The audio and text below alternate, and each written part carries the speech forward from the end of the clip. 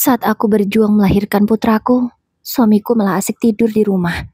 Assalamualaikum warahmatullahi wabarakatuh. Apa kabar bunda? Semoga Allah selalu memberikan kebahagiaan. Mas, tolong mas, perutku sakit. Sepertinya aku akan melahirkan. Aku berucap sambil memegangi perutku yang sudah membesar ini. Sangat sakit sekali. Sepertinya aku kontraksi. Ya sana, pergi sendiri saja. Aku tidak mau mengantarmu. Lagi pula, kamu kan yang mau punya anak. Aku kan sudah bilang, aku tidak mau punya anak dulu. Jawab suamiku dengan kasar. Sudah sana, pergi, jangan berisik di sini. Ia segera mendorong tubuhku keluar kamar, lalu mengunci pintu kamar itu dari dalam. Mas, tolong mas. Ku ketuk pintu kamar itu, memohon belas kasihannya. Jangan berisik. Pergi sana, pergi sendiri, aku tak mau mengantarmu. Teriaknya dari dalam. Rasa sakit ini semakin hebat. Aku tak sanggup untuk menahannya lagi. Aku berjalan pelan keluar rumah. Berharap ada yang bisa membantuku. Sambil berpegangan tembok, aku berhasil keluar dari rumah. Tolong, tolong, teriakku dengan suara lemah. Untungnya, teriakanku ini didengar oleh seseorang. Mbak Wulan, kenapa Mbak Wulan? Mau melahirkan ya? Tanya Bu Ningsih yang kebetulan lewat. Aku hanya bisa mengangguk sambil menangis. Berusaha menahan rasa sakit ini. Sebentar mbak, saya bantu ya. Bu Ningsih berlari mencari bantuan. Ada tetanggaku yang kebetulan punya mobil. Mereka pun langsung membawaku ke rumah sakit.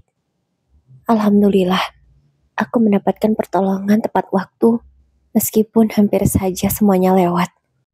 Bayiku lahir dengan selamat. Ia berjenis kelamin laki-laki. Alhamdulillah nak. Allah masih mengizinkan kita untuk hidup. Ucapku lirih kepadanya. Tantinya aku bersyukur karena aku bisa melahirkan dengan selamat. Meskipun bayi ini bukanlah bayi yang diinginkan suamiku, aku akan tetap mencintainya dan akan selalu menjaganya. Mbak Wulan, bagaimana keadaannya? Apa sudah lebih enakan? Tanya Bu Ningsih. Alhamdulillah Bu, sudah. Terima kasih ya Bu Ningsih. Saya nggak tahu kalau nggak ada Bu Ningsih saya gimana. Kataku merasa sangat berterima kasih kepada Bu Ningsih. Iya Mbak Wulan, sama-sama. Kita kan tetangga, sudah seharusnya saling tolong-menolong bukan? Jawab Bu Ningsih sambil tersenyum. Iya Bu Ningsih, sekali lagi terima kasih banyak. Maaf, saya tidak bisa membalas apa-apa. Semoga Allah yang membalas kebaikan Bu Ningsih. Lanjutku lagi. Amin. Sudah Mbak, tidak usah dipikirkan. Oh ya Mbak, ngomong-ngomong, Mas Yudi mana ya? Apa tadi sedang tidak ada di rumah? Tanya Bu Ningsih. Aku sejenak diam, bingung harus menjawab apa. Sebenarnya Mas Yudi ada di rumah Bu. Tapi kenapa Mbak? Aku pun tak bisa menahan semuanya. Aku ceritakan kepada Bu Ningsih apa yang sebenarnya terjadi. Astagfirullah, kenapa bisa seperti itu? Meskipun Mas Yudi tidak menginginkan bayi ini, tapi bayi ini sudah ada. Tak bolehlah seharusnya begitu. Kata Bu Ningsih tidak menyangka dengan apa yang terjadi. Jadi selama ini, Mas Yudi tak pernah peduli dengan Mbak Wulan? Tanya beliau lagi. Aku pun mengangguk pelan. Ya Allah, sabar ya Mbak Wulan. Semoga setelah melihat bayi ini, Mas Yudi berubah. Kata Bu Ningsih berharap. Amin. Mudah-mudahan ya Bu Ningsih. Mohon doanya. Kataku. Air mataku menetes. Tak bisa kubayangkan kalau semua ini akan terjadi. Tapi nyatanya, aku sedang menjalani semua ini. Ya Allah, kuatkanlah aku.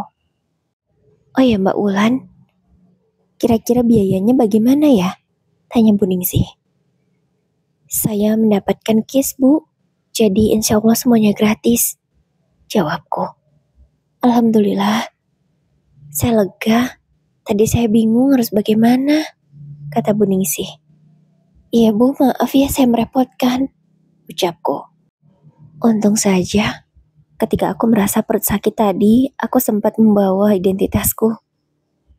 Jadi urusan biaya semuanya beres karena ditanggung oleh negara. Dok, kira-kira kapan ya saya boleh pulang? Tanyaku ke dokter yang kebetulan sedang memeriksa.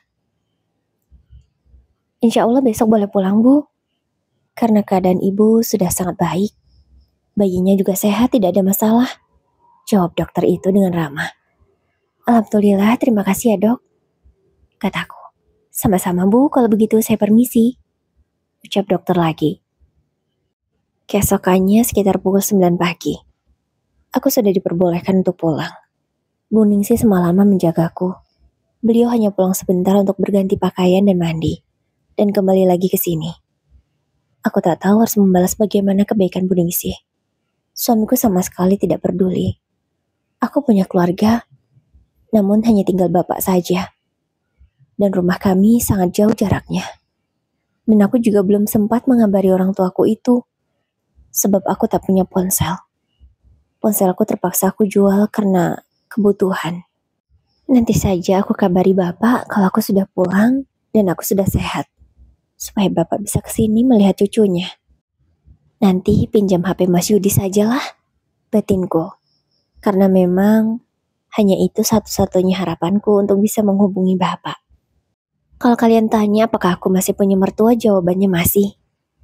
Tapi ya begitu, mertuaku tidak terlalu menginginkanku, sehingga mereka menganggapku ada dan tiada. Ya, ketika aku dibutuhkan, aku dianggap ada. Dan ketika tidak dibutuhkan, aku dianggap tidak ada. Aku dianggap ada ketika di rumah mertua sedang repot, butuh bantuan. Barulah aku dianggap menantu. Tapi kalau sedang tidak butuh apa-apa, tidak butuh tenagaku, aku dianggap tidak ada di keluarga mereka. Sudah bertahun-tahun aku mengalami ini. Aku berusaha untuk menerima, namun nyatanya itu sangat menyakitkan. Aku bukan baru sebentar menikah dengan suamiku, Mas Yudi. Aku sudah menikah selama 5 tahun. Selama 4 tahun, aku sudah menunda kehamilan. Namun, hari itu aku lupa. Sehingga terjadilah kehamilan ini. Dan lahirlah putra pertamaku. Aku sangat bahagia karena memang aku sudah lama menginginkan seorang anak. Tapi tidak dengan suamiku. Dia sama sekali tidak menginginkan bayi ini. Dari aku hamil sampai melahirkan, sama sekali dia tak pernah peduli. Bahkan dengan sangat tega. Dia hanya menjatahku makan 3 kali sehari dengan porsi yang sedikit. Tentu tidak cukup untuk memenuhi gizi seorang ibu hamil. Mending kalau makanannya enak-enak. Ini seringnya hanya dengan sambal, tempe goreng, atau garam. Ya, sepelit itu suamiku. Dia pun semakin benci denganku ketika aku hamil. Sebelum aku hamil saja, aku sudah dibatasi soal makan. Katanya biar aku tak gendut. Dan setelah tahu kalau aku hamil, dia semakin tega. Aku terpaksa bertahan, karena tak mungkin bercerai dalam keadaan hamil begini. Aku tak mungkin juga tega kembali ke rumah orang tuaku dalam keadaan hamil dan tak diperdulikan oleh suamiku. Aku tak sanggup melihat bagaimana keadaan orang tuaku jika sampai dia tahu aku mengalami rumah tangga yang tidak bahagia. Sehingga aku memilih menahan semua kesakitan ini. Dulu, ketika aku masih hamil dan ingin makan enak atau ingin sesuatu, aku kerja. Kerja apapun aku lakukan supaya bisa mendapatkan uang. Hanya untuk sekedar membeli buah atau lauk yang aku ingin. Ayo Mbak Wulan, kita pulang. Sudah siap semuanya, ucap Bu Ningsih. Terima kasih ya Bu, kataku. Sama-sama. Ayo Mbak, pelan-pelan jalannya, ucap Bu Ningsih lagi. Aku pun berjalan dengan pelan. Sementara bayiku digendong oleh Bu Ningsih. Tas-tasku dibawakan oleh anaknya yang masih SMA. Ya, sebaik itu keluarga Bu Ningsih. Mungkin orang lain berpikir bahwa Bu Ningsih adalah keluargaku. Padahal kami hanya hubungan tetangga saja. Bu Ningsih pun membayari ongkos naik taksi. Dia tidak mau diganti. Insya Allah kalau cuma untuk ongkos naik taksi aku ada. Tapi Bu Ningsih tidak mau. Sesampainya di rumah aku pikir suamiku akan menyambut dengan baik. Tapi enak ya, Jam segini baru pulang? Nginap kamu di sana ya? Enak-enakan di sana. Makan enak. Semua dilayani. Ya, sedangkan aku di rumah kelaparan. Teriak Mas Yudi sambil berkacak pinggang. Bayiku yang tadinya tidur pun langsung menangis. Ya Allah mas. Pelankan bicaramu mas. Ucapku. Aku benar-benar kesal. Bisa-bisanya dia tidak menghargai aku dan juga anaknya. Bahkan dia belum pernah mengazani anak ini. Astagfirullahalazim. Bukannya diazani malah diteriaki. Aku pun berjalan pelan menuju ke kamar. Ketidurkan bayiku yang sudah diam setelah ku beri ASI. Cepat sana masak, teriaknya lagi. Ya Allah mas, aku ini baru saja melahirkan, bukan baru jalan-jalan. Bisa tidak kamu mengerti sedikit? Ucapku. Aku tidak peduli. Mau kamu habis melahirkan, mau habis apa kek? Bodoh amat. Yang aku tahu kamu harus masak untukku. Katanya lagi. Baik. Sebentar. Ucapku mengalah karena tak mau debat. Kasihan putraku, dia butuh istirahat. Meskipun aku masih ngantuk dan lelah karena memang habis melahirkan, jalan pun aku masih tertatih. Namun, agar Mas Yudi tak ngomel lagi, aku harus masak. Aku segera memasak nasi dan hanya menggoreng telur dadar saja, seadanya karena memang tenagaku belum pulih. Setelah nasi matang, aku langsung memanggil Mas Yudi. Makan mas, panggilku dengan nada yang tak enak karena memang aku sangat kesal. Apa ini? Cuma nasi sama telur dadar? Katanya sambil membanting piring. Jika memang cuma ada itu mas. Tuh lihat kulkasmu kosong, kataku sambil membuka pintu kulkas. Kamu gimana sih? Gak becus banget jadi istri. Belanja dong kalau habis. Masa gitu aja harus dikasih tahu? Teriaknya. Kamu kan gak pernah kasih aku uang mas. Selama ini yang belanjakan kamu. Apa kamu lupa? Tanyaku dengan santai. Kemudian tak mau lagi berdebat, kuputuskan untuk meninggalkan laki-laki itu. Tak peduli mau dimakan atau tidak, yang jelas aku sudah memasak untuknya. Baru akan masuk kamar, tiba-tiba ada tetangga yang datang. Mbak Wulan, Assalamualaikum. Ucap beberapa tetangga. Waalaikumsalam Bu, silahkan masuk.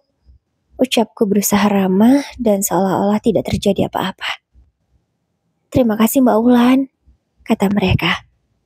Mereka pun langsung masuk ke dalam kamar karena memang ingin melihat anakku. Masya Allah, lucu sekali anaknya. Berapa kilo tadi, berapa panjangnya? Lahir jam berapa? Tanya tetanggaku bertubi-tubi dan aku pun menjawabnya dengan sangat senang. Perhatian kecil mereka membuatku tenang, meskipun di rumah ini serasa bagai neraka. Mbak Wulan tadi dari mana? Tanya Bu Tuti. Dari dapur Bu, habis masak, jawabku. Masak?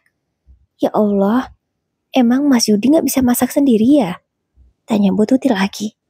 Gak apa-apa Bu, saya bisa kok. Jawabku tidak ingin orang lain tahu bagaimana keadaanku yang sebenarnya. Mbak Wulan hebat ya, baru pulang sudah bisa masak. Kalau saya dulu mah ya duduk aja. Senderan di ranjang, gak bisa ngapa-ngapain. Kata Mbak Cynthia, yang rumahnya juga tak jauh dari rumahku ini. Kami pun banyak mengobrol, membahas soal bagaimana merawat anak, dan mereka memberitahu makanan apa saja yang bagus untuk ibu yang baru melahirkan sepertiku. Aku banyak belajar dari mereka. Mereka hanyalah tetangga, namun rasanya seperti saudara. Di sini kami sama-sama mengontrak, sehingga kumpul-kumpul adalah hal yang biasa. Aku dulu sebelum melahirkan juga sering mengunjungi tetanggaku jika mereka habis melahirkan. Ya, supaya guyup rukun antar tetangga. Dan alhamdulillah ketika aku melahirkan, mereka juga melakukan hal yang sama. Biasanya, aku dulu memberikan apa yang aku mampu. Misalkan hanya membelikan sabun atau satu setel popok yang harganya tak seberapa. Selamat ya Mbak Ulan, semoga cepat sehat dan anaknya selalu sehat-sehat terus, kata mereka. Amin, terima kasih Bu, kataku. Sebelum mereka pulang, mereka pun memberikan amplop kepadaku. Setelahnya langsung pada pulang semua. Aku merasa tak enak karena tak ada apapun yang bisa aku suguhkan. Sebab memang tidak ada apa-apa. Maaf ya ibu-ibu, saya nggak bisa nyuguhin apa-apa. Ucapku merasa tak enak. Tidak apa-apa Mbak Wulan. Mbak Wulan kan memang harus banyak istirahat. Kami pamit dulu ya. Besok kami kesini lagi, katanya. Aku pun mengucapkan terima kasih sekali lagi. Setelah mereka keluar kamar, aku langsung menyembunyikan amplop yang diberikan. Karena kalau sampai Mas Yudi tahu, dia akan segera merampas amplop itu dari tanganku. Mas Yudi sepertinya baru selesai makan. Ngapain mereka kesini? Tanyanya dengan nada ketus. Melihat bayiku lah, jawabku malas. Oh, katanya menanggapi. Kamu mau kemana mas? Tanyaku karena terlihat dia memakai jaket. Aku mau keluar sebentar. Jawabnya singkat. Kemudian tanpa memberitahu mau kemana, dia langsung pergi begitu saja. Hal seperti itu memang sudah biasa. Satria, kamu jangan seperti ayahmu ya nak. Kamu harus jadi anak yang soleh dan baik. Kamu harus menjadi anak yang berbakti. Jika nanti kamu sudah menikah, sayangilah istrimu. Ucapku kepada putraku. Iya, dia aku beri nama Satria. Aku berharap dia bisa memiliki sifat kesatria yang bertanggung jawab dan bermanfaat untuk orang lain. Sore harinya, Mas Yudi baru pulang. Aku pun tak berniat untuk menanyakan lagi dari mana ia pergi. Wulan, kamu nanti tidur di luar saja ya. Aku malas sekamar denganmu. Kamu bawa amis, anakmu pasti juga bawa pesing dan nangisan, berisik tahu. Kamu tidur di luar saja ya. Aku gak mau tidur di luar soalnya banyak nyamuk. Kamu saja yang tidur di luar bersama anakmu itu, katanya. Aku pun hanya beristighfar berkali-kali dalam hatiku. Tak tahu harus berkata apa. Oke, jawabku malas. Aku segera berjalan pelan ke arah lemari. Ku ambil kasur lantai yang sudah usang, namun alhamdulillah masih bisa dipakai. Ku bentang kasur itu di ruang tamu, karena memang kontrakan ini hanya terdiri dari satu ruang tamu, satu kamar, dan satu dapur, juga satu kamar mandi. Setelah membentang kasur, ku berikan alas seadanya.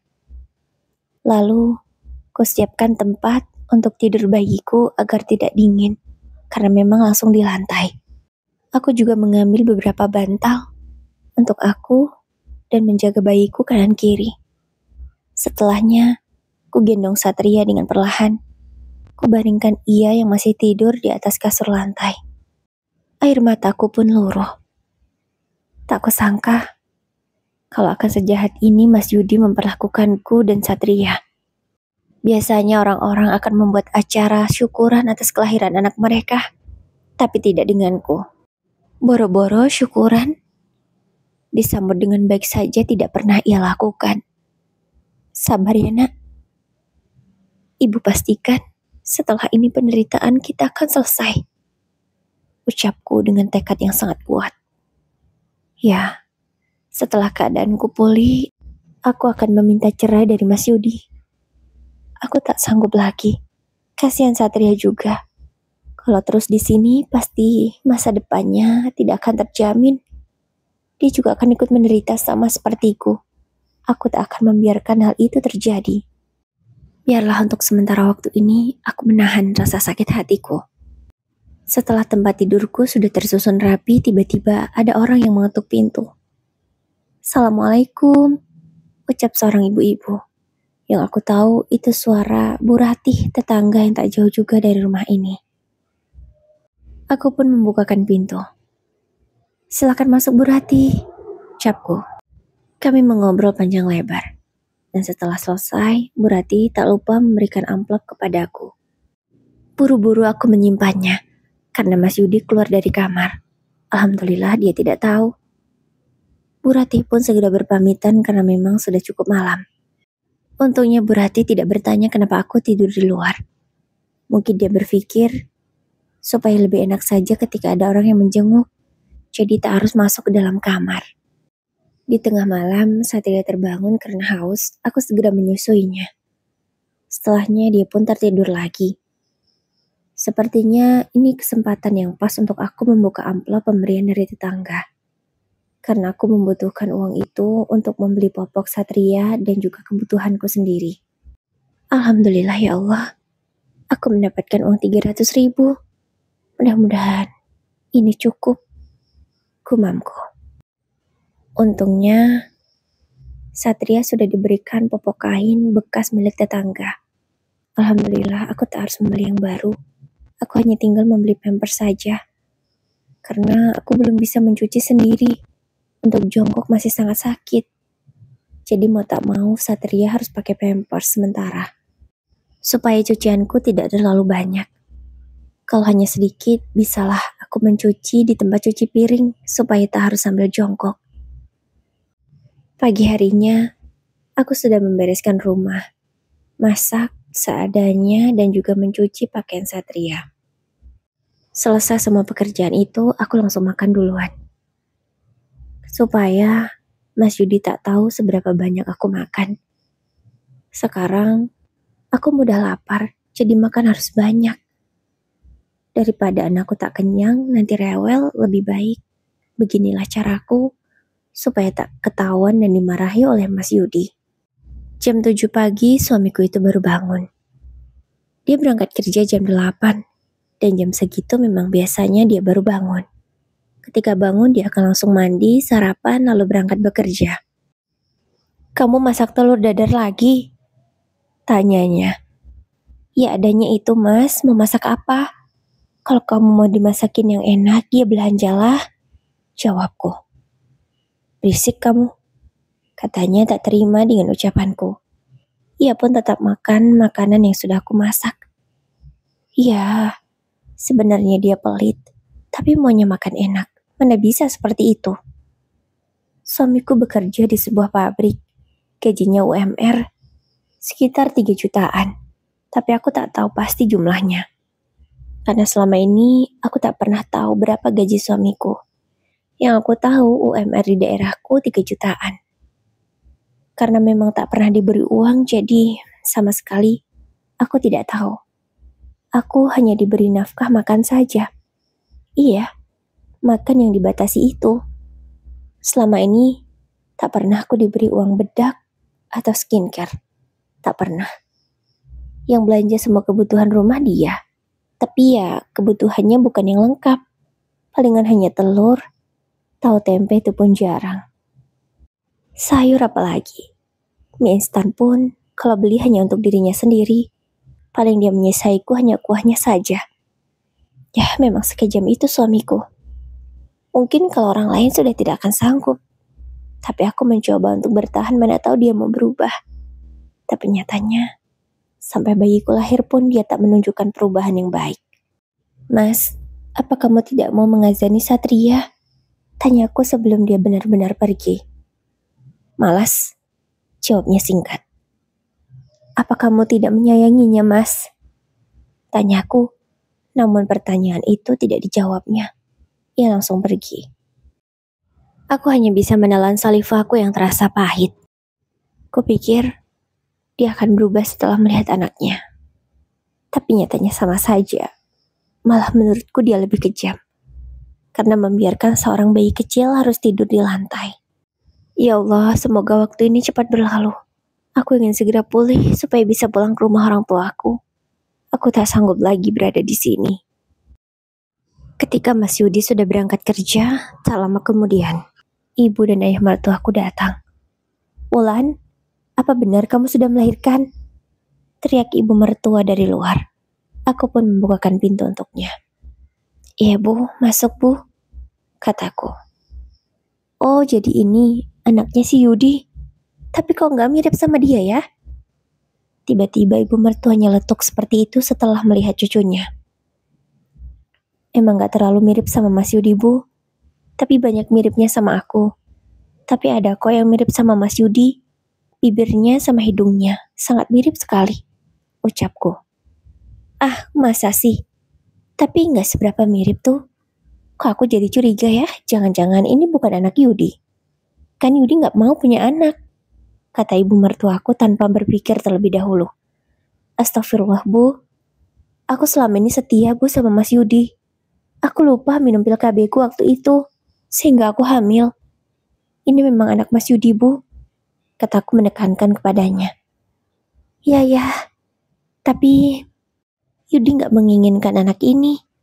Jadi ibu gak terlalu suka sih sama dia, kata ibu mertuaku. Tanpa sedikit pun dia mau menggendong cucunya. Padahal seharusnya ini menjadi cucu pertama yang paling diharapkan seorang nenek dan kakek. Sudah dibilang kan Wulan, suruh menunda malah kamu lupa. Begini nih akibatnya, kalian punya anak, padahal rumah belum punya. Lanjut ayah mertua sama-sama menghakimi. Ya Allah Pak, ini namanya anak kan sudah rezeki dari Allah. Gak boleh dong ngomong kayak gitu. Berarti saat ini rezeki kami adalah anak. Mungkin rumahnya nanti, ucapku. Alah, kamu itu jawab terus. Sudah dibilang ditunda dulu, ngeyel. Tunggu kalian punya rumah baru punya anak. Biar lebih enak ekonominya. Lanjut ibu mertua. Aku pun diam. Malas untuk menanggapinya. Tak ada habisnya kalau terus aku jawab. Yaudah yuk Pak, ayo pulang. Gak mau lama-lama di sini. Nanti kalau anaknya nangis pasti berisik. Apalagi sampai ngompol, bau. Ayo Pak pulang. Kata ibu mertua mengajak suaminya pulang. Aku pun dalam hati berkata, cepat sana kalian pulang. Tak ada gunanya juga di sini. Akhirnya, laki-laki parubaya yang bergelar sebagai suami itu menurut dengan istrinya. Ya, ayah mertua memang seperti kerbau yang dicucuk hidungnya. Apapun yang istrinya katakan dia selalu nurut. Istrinya nyuruh ini, dia pun ini. Nyuruh itu juga itu. Kurasa kalau disuruh terjun ke jurang, dia juga mau. Hatiku lega setelah mereka pergi. Tak ada lagi yang menghina bayiku atau diriku. Kalian sebaiknya tidak usah kesini lagi lah, kalau hanya untuk menghina. Ucapku lirih setelah mereka jauh.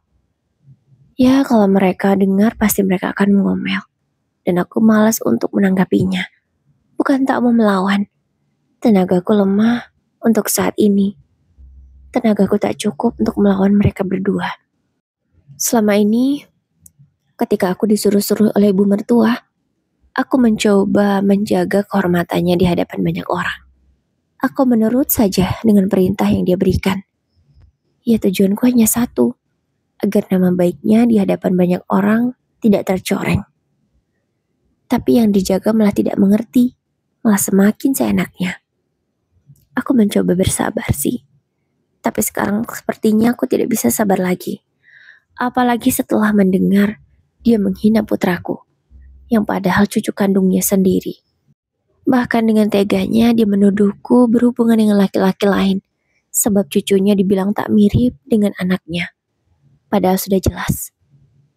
Ada kemiripan Satria dengan Mas Yudi. Tapi mereka tidak peduli akan hal itu. Lihat saja kalian, aku akan buat kalian menyesal semuanya. Malam harinya Mas Yudi baru pulang kerja. Kamu punya uang dari mana kok belanja banyak banget? Tanyanya dengan ketus. Padahal yang aku beli hanyalah Pampers dan keperluan Satria. Ini cuma Pampers dan keperluan Satria, Mas. Tidak ada yang aneh-aneh. Jawabku. Iya, kamu punya uang dari mana? Kamu mencuri uangku ya? Tuduhnya. Demi Allah, aku tak pernah mencuri uangmu, Mas. Tak sudi aku mengambil uangmu. Ucapku. Jangan bohong. Kamu kan tidak kerja, punya uang dari mana? Tanyanya lagi. Insya Allah ini uang halal. Aku juga tak pernah mengambil uangmu. Tak perlu kamu tahu dari mana. Jawabku lagi, karena aku tak mau jika dia sampai tahu, dia akan mengambil semua uangku. Oh, kamu sudah berani merahasiakan dari aku ya? Baik, aku akan periksa tasmu, agar aku tahu.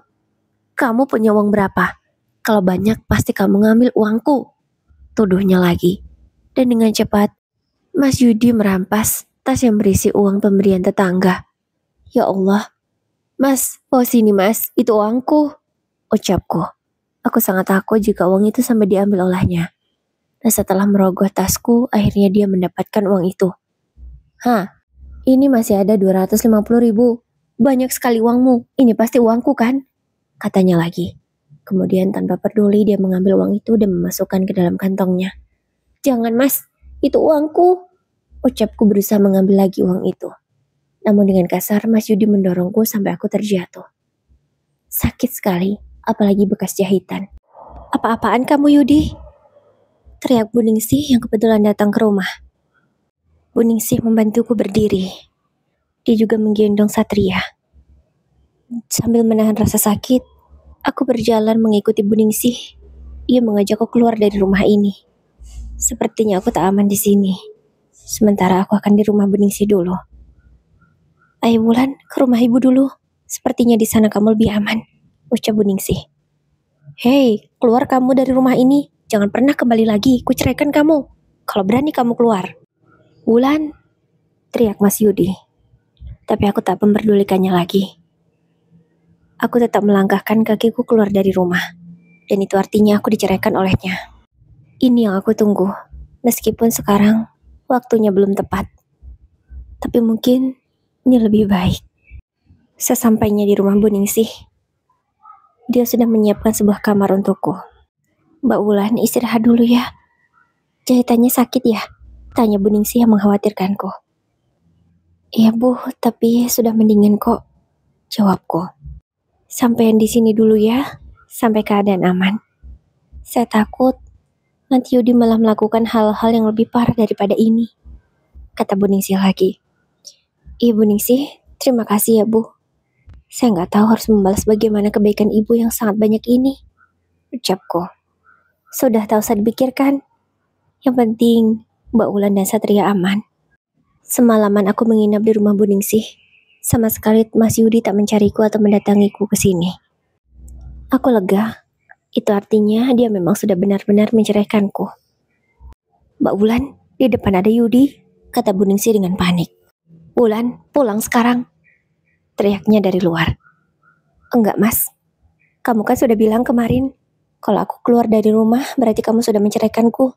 Berarti kita sudah cerai mas sekarang, kataku tegas. Enak saja, aku tak akan pernah menceraikanmu, ucapnya lagi. Tidak bisa mas, ucapanmu yang kemarin, itu berarti kamu sudah menceraikanku. Dan aku senang mas kamu ceraikan. Aku sudah tak sanggup lagi hidup bersamamu. Aku sudah gak kuat. Kasihan Satria, tolong lepaskan aku, ucapku. Tidak, aku tak akan pernah melepaskanmu, ucapnya sekali lagi. Yudi, jangan paksa Mbak Wulan.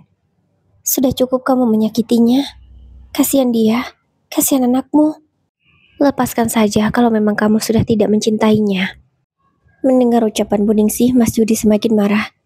Namun, ia tak berani melampiaskan kemarahannya itu. Aku yakin, kalau aku pulang ke rumah, bukan hanya didorong seperti kemarin. Pasti aku dihajar lebih parah daripada ini. Laki-laki itu pun pergi. Mbak Wulan yang sabar ya. Pokoknya Mbak Wulan harus di sini saja supaya aman. Saya nggak masalah Mbak Wulan tinggal di sini kok, ucap Bu Ningsih. Iya Bu, terima kasih. Tapi setelah saya pulih nanti, saya akan pergi dari sini Bu. Saya akan kembali ke rumah orang tua saya. Saya tak mungkin merepotkan ibu terus. Ucapku merasa tak enak. Karena bagaimanapun Bu Ningsih hanyalah tetanggaku. Aku tak mungkin terus merepotkannya. Tidak apa-apa Mbak Wulan. Saya senang bisa membantu Mbak Wulan. Waktu pun berlalu. Keadaanku sudah cukup baik. 3 hari aku sudah di rumah Bu Ningsih. Sepertinya sekarang aku sudah bisa untuk pergi dari sini. Aku sudah kuat untuk menggendong Satria. Bekas jahitanku juga tidak terlalu sakit lagi. Selama ini aku dijaga dengan baik oleh Bu Ningsih. Bahkan Mas Yudi pun tak bisa menyakitiku di sini. Aku benar-benar aman. Mbak Wulan, ini ada sedikit untuk ongkos Mbak Wulan. Kemarin uang Mbak Wulan kan diambil oleh suami Mbak Wulan. Gak usah Bu Ningsih. Saya jual cincin saya saja. Ini lumayan kok. Kebetulan harga emas kan lagi mahal. Jawabku yang tak enak dengan kebaikan Bu Ningsih. Tidak usah Mbak Wulan, disimpan saja. Dijualnya nanti saja kalau benar-benar terdesak dan butuh sesuatu. Ini pakai saja. Tidak apa-apa Mbak Wulan, ucap Bu Ningsih berusaha memberikan uang 200.000 itu kepadaku. Tapi Bu Ningsih, tidak apa-apa Mbak Wulan, pakai saja ya, ucapnya sekali lagi memaksa. Akhirnya, aku menerima uang pemberian Bu Ningsih. Dengan uang ini, aku bisa pulang ke rumah orang tuaku. Aku dibantu mencari kendaraan oleh Bu Ningsih, yang akan langsung sampai ke kampung halaman. Terima kasih ya Bu Ningsih, saya sangat merepotkan Bu Ningsih. Sekali lagi, saya cuma bisa bilang terima kasih, ucapku sebelum berpisah. Iya Mbak Wulan, sama-sama. Jangan lupa main kesini ya Mbak Wulan. Saya pasti kangen sama Mbak Wulan dan Satria, kata Bu Ningsih. Iya Bu Ningsih, insya Allah. Jika ada umur dan rezeki, insya Allah saya kesini nanti, jawabku. Bu Ningsih pun mencium Satria dengan gemasnya. Kemudian, mobil yang akan mengantarku ke kampung halaman segera melaju.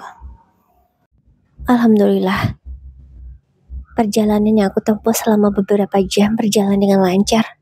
Kini aku sudah sampai di rumah orang tuaku. Aku tiba di sana sekitar pukul 10 pagi. Assalamualaikum Pak, ucapku sambil mengetuk pintu. Waalaikumsalam, siapa ya? Jawab bapak dari dalam rumah. Masya Allah, Wulan. Alhamdulillah nah, akhirnya kamu pulang, bapak rindu. Bapak terlihat sangat bahagia bertemu denganku. Ya Allah Pak, maafkan Wulan, baru bisa pulang sekarang setelah 2 tahun tak pernah kesini. Batinku. Ini pasti cucu bapak ya? Tanya bapak dengan sangat senangnya karena melihatku sudah menggendong seorang bayi. Iya Pak, jawabku sambil berusaha menahan tangis. Bapak yang menyadari aku akan menangis langsung memelukku. Itu membuat tangisku langsung pecah. Maafkan Wulan Pak, baru bisa pulang sekarang. Maafkan aku. Cukup lama aku menangis di pelukan bapak. Aku sangat merasa bersalah. Iya nak, tak apa-apa. Yang penting kamu pulang dan sekarang membawa cucu untuk bapak. Ayo nak masuk. Kasihan anakmu. Tidurkanlah dia di kasurmu. Kasurmu selalu dalam keadaan bersih karena bapak selalu merapikannya, ucap bapak. Aku pun segera masuk ke dalam rumah dan masuk ke dalam kamarku. Kamar yang aku tempati semasa masih tinggal di rumah ini. Benar kata bapak, kamar dalam keadaan bersih dan rapi. Kasur pun tidak ada debu sama sekali.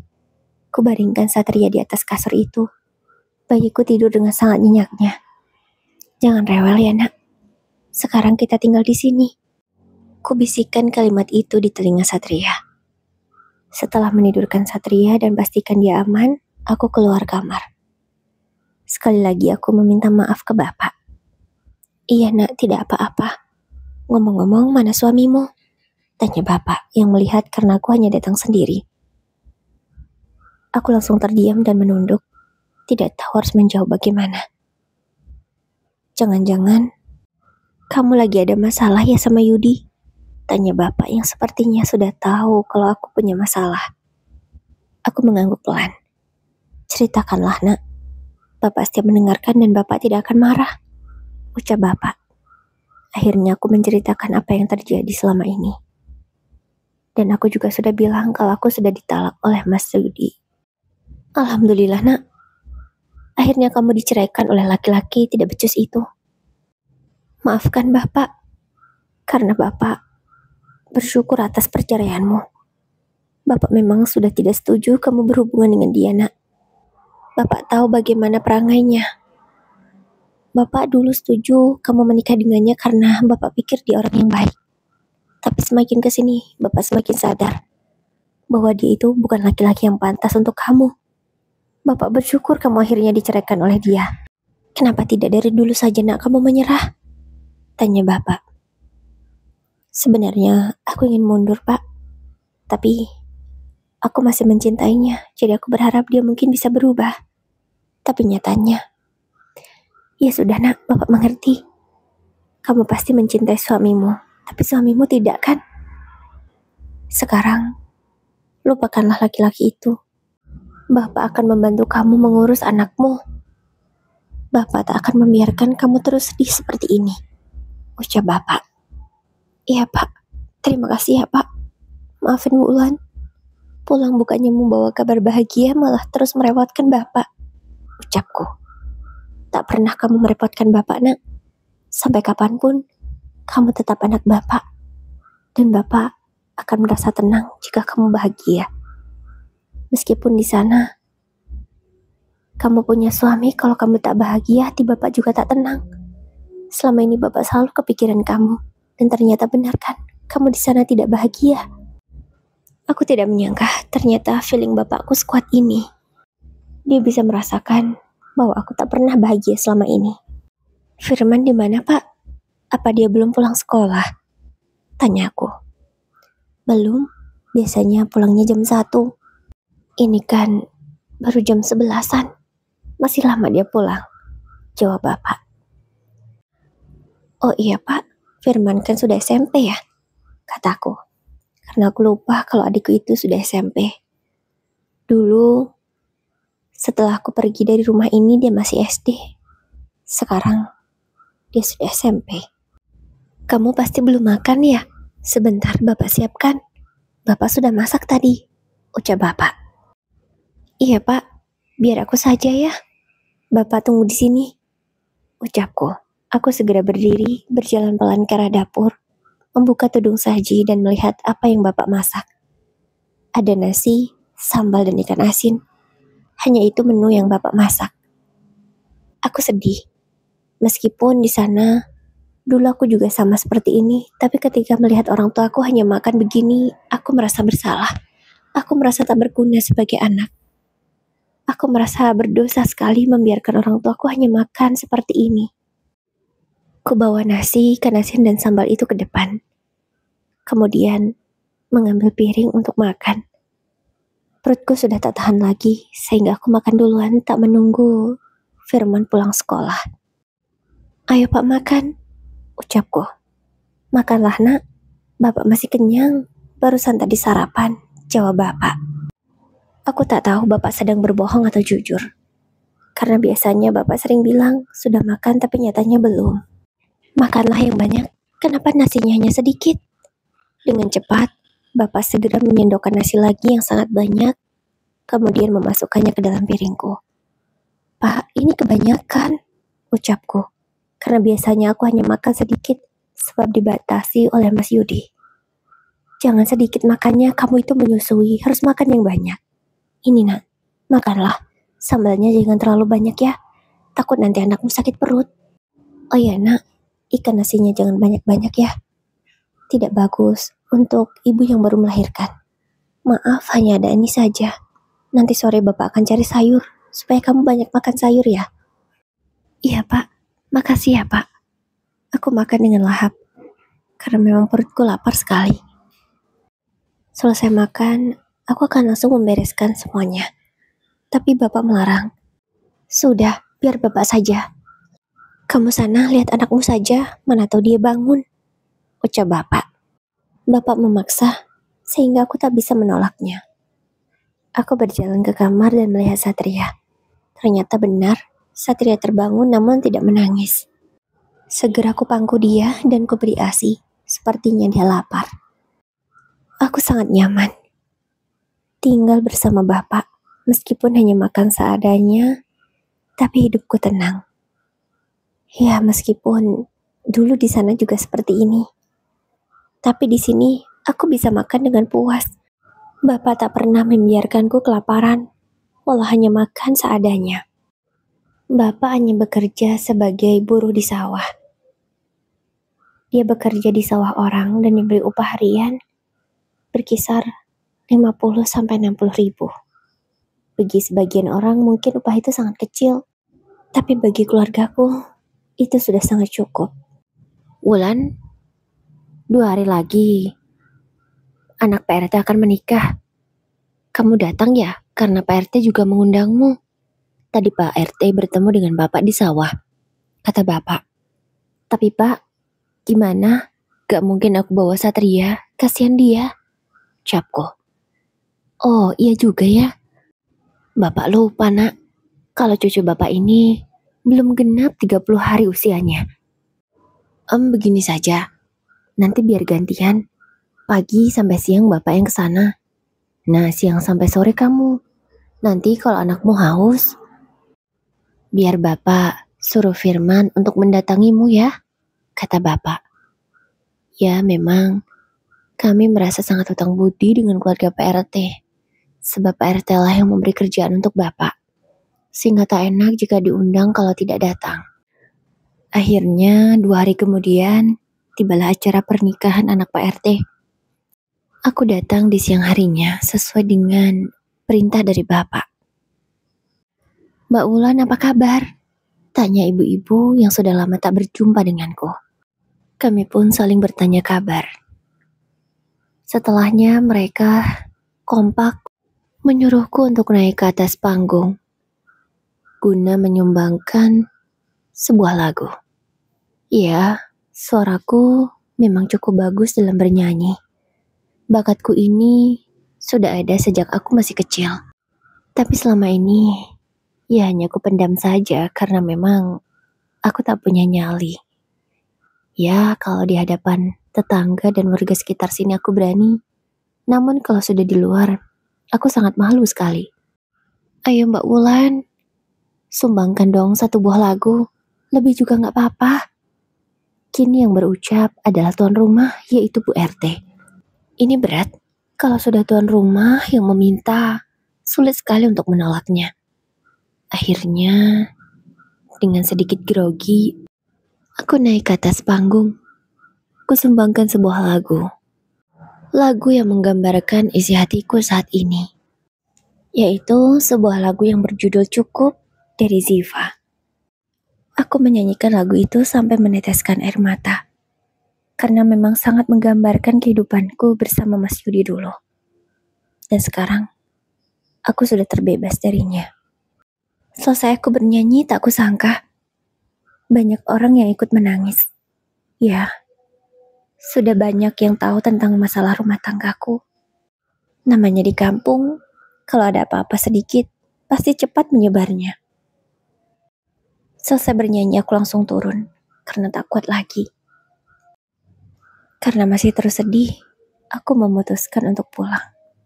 Lagi pula, ini sudah sekitar 2 jam lebih aku di sini, pasti Satria haus. Dan beberapa hari kemudian, tiba-tiba teman lamaku, Nindi, yang memang tetanggaku juga datang ke rumah. Wulan, Wulan, panggilnya. Dia terlihat panik, tapi raut wajahnya bahagia. Ada apa sih? Ada berita apa kamu sampai seperti ini? Tanya aku khawatir. Lihat ini, lihat. Ia pun segera menunjukkan ponselnya ke arahku. Loh, itu kan aku waktu nyanyi di acara nikahan anak Pak RT kemarin, kataku. Iya, itu memang kamu dan aku yang merekamnya. Kamu tahu nggak? Video kamu viral. Banyak yang ikut terharu dengan nyanyian kamu. Aku seneng banget. Ya Allah, aku nggak nyangka. Ternyata lagu kamu bisa menarik banyak perhatian. Ini bisa jadi lahan rezeki kamu. Kamu semangat ya Wulan, kata Nindi. Dan aku tidak mengerti apa maksudnya. Maksudnya apa? Aku nggak ngerti. Tanya aku bingung. Sudah ya, pokoknya kalau ada info lagi, aku langsung kabarin kamu. Mudah-mudahan ini rezeki kamu dan anak kamu, ya. Seminggu pun berlalu, tidak ada kabar apapun dari Nindi. Namun tiba-tiba, ada tukang paket yang datang. Padahal aku, Firman ataupun Bapak tak ada yang memesan sama sekali. Karena memang kami tak ada satupun yang memiliki ponsel. Dan paket itu ternyata sudah dibayar. Aku hanya tinggal menerimanya saja. Tak lama setelah tukang paket datang, Nindi datang. Loh, kenapa belum dibuka? Itu paket untuk kamu. Itu dari seseorang yang sangat baik. Bukalah cepat, kata Nindi. Aku masih diam, karena tidak percaya kalau aku menerima paket seperti ini, dan tidak tahu dari siapa. Aduh, kok lama sih? Sini-sini, biar aku yang buka. Dengan semangat, Nindi membuka paket itu. Dan ternyata, isinya adalah ponsel. Masya Allah, kamu dikasih ponsel. Lihat ini. Ini ponsel keluaran terbaru. Kameranya bagus. Penyimpanannya juga cukup besar. Kamu bisa pakai ponsel ini untuk bekerja. Cari uang, kata Nindi lagi panjang lebar yang membuatku semakin bingung. Apa sih? Aku gak ngerti, Nin, kataku. Aduh, gimana sih? Udah, pokoknya kamu manut saja. Aku yang akan ajari kamu. Aku peduli sama kamu, Wulan. Aku tidak mau melihat keluargamu terus seperti ini. Mungkin ini saatnya kamu mengangkat derajat keluarga kamu, kata Nindi lagi dengan semangat. Dan tak lama setelah itu, aku diajari oleh Nindi bagaimana cara membuat akun ini dan itu. Semua sosmed dia daftarkan. Aku diajarinya cara membuat video merekam yang bagus. Ya, videoku hanyalah aktivitasku bernyanyi. Karena memang itulah bakat yang aku punya. Setelah merekam aku bernyanyi, ku upload video itu ke semua sosial mediaku. Nindilah yang mengajari. Untungnya, aku cepat nyantolan orangnya. Sehingga cukup sekali atau 2 kali Nindi memberitahu aku sudah paham. Dan Masya Allah, aku seperti kejatuhan durian runtuh. Di salah satu aplikasi, aku sudah mendapatkan endorse pertamaku. Ya, aku sudah bisa menghasilkan uang sendiri dari sosial media. Aku pikir hanya akan sekali itu saja. Namun Masya Allah, endorsan datang bertubi-tubi, sehingga uang yang aku dapatkan juga sangat banyak. Selain itu, aku juga bisa berkomunikasi dengan Ibu Ningsih. Beliau adalah orang yang sangat berjasa ketika aku di sana. Waktu terus berlalu, sudah 2 bulan, aku mendapatkan penghasilan dari sosial media. Uang yang aku kumpulkan sudah sangat banyak. Aku benar-benar tidak menyangka. Bisa secepat ini aku mendapatkan uang. Bahkan sampai puluhan juta. Ya Allah, aku benar-benar tidak menyangka. Uang yang ada lebih banyak aku simpan. Karena aku sadar, tak selamanya sosial media bisa membesarkan namaku dan mendapatkan penghasilan terus-menerus. Jadi, aku harus memiliki usaha yang jangka panjang, supaya kehidupanku dan keluargaku terjamin. Sembari bekerja, aku juga mengurus perceraianku dengan Mas Yudi. Aku ingin benar-benar lepas darinya, sehingga ia tak bisa mengganggu-gugat apapun nanti. Karena kalau sampai dia tahu aku sudah banyak uang, bisa saja dia akan mengusik hidupku dan tiba-tiba mengambil apa yang aku punya. Alhamdulillah, proses perceraianku berjalan dengan lancar. Kini, aku sudah resmi bukan menjadi istri Mas Yudi lagi baik secara agama ataupun negara. Aku bisa bebas bekerja kemana saja, karena panggilan untuk menyanyi terus berdatangan. Ada yang dari sekitar kampung, ada yang dari desa sebelah, bahkan ada juga yang dari kota lain. Orang-orang menyebutku sebagai biduan. Aku senang mendapatkan gelar itu.